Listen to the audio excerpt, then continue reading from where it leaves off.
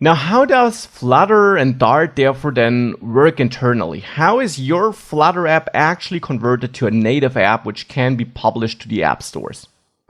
Well, you have your Dart code, which uses the Flutter framework, or the Flutter API as I call it here, which stands for Application Programming Interface. In the end, that just means that Flutter gives you a collection of functions, of widgets, which you can use in your code to build the interface you want to build. So you have your own widgets in your own code then, composed of that set of built-in widgets or your own widgets, which you can also build. And you want to build for Android and iOS. Now, as I said, Flutter simply compiles that Dart code to native code for these different platforms. And that happens with the help of the Flutter SDK.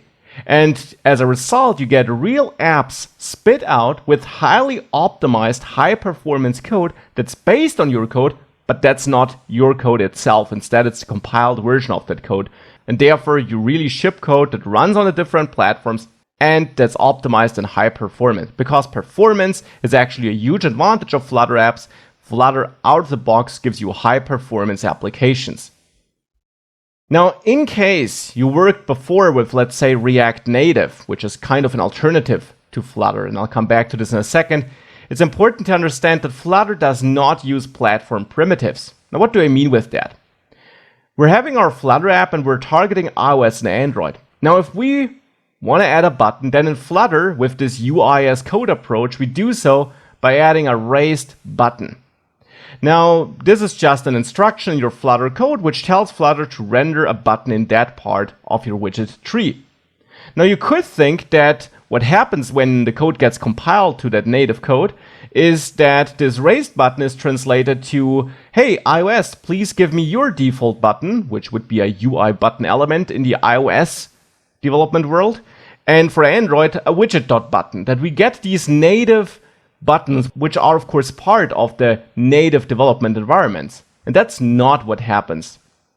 Instead, Flutter has its own implementations because Flutter, and that's really important to understand and to keep in mind, directly controls every pixel on the screen. So Flutter does not compile your code to some native equivalents or native alternatives. Instead, Flutter ships with its own engine, which controls the entire screen, everything the user sees, and renders every pixel on its own. And that gives Flutter a lot of control and a lot of flexibility.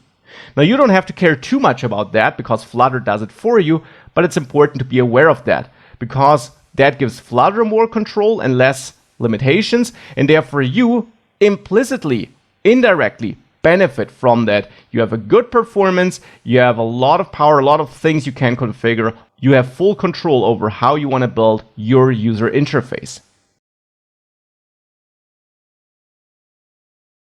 So now that we have a basic idea about what Flutter is and how it roughly works, it's important to understand how Flutter is versioned.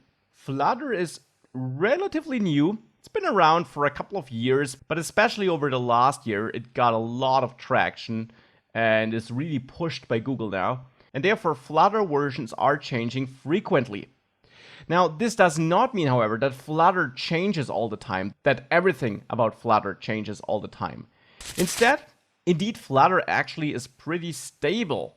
And the core API, the core features, which you therefore also learn about in this course, will not change. Instead, new versions bring bug fixes, smaller improvements, often also some behind-the-scenes changes, which you don't even see, and maybe also some new niche features. So maybe some new features which you don't directly need in your app, or which now allow you to implement something in a different way than you did it before, but your old way also still works, but you could now also use a different way. These are typically the things that change. And therefore, you will of course also see that in this course, I record a certain video with version, let's say 1.6, and you're viewing the course when the latest version is 1.9, but this does not mean that what you learn is not accurate anymore. Instead, this course is fully up to date and I will keep it up to date. And actually, I already did replace all the videos in the course once to improve the overall course quality and reflect a couple of important new features. I wouldn't have needed to do so because what I taught still was right. As I mentioned, it's not like everything changing all the time, but there were some things that could now be done in an easier way since I recorded my first version of this course when Flutter was still in beta. Now it's been stable for a while, and therefore no large changes are to be expected, but whenever something does change or does need updating, I will keep this course up to date.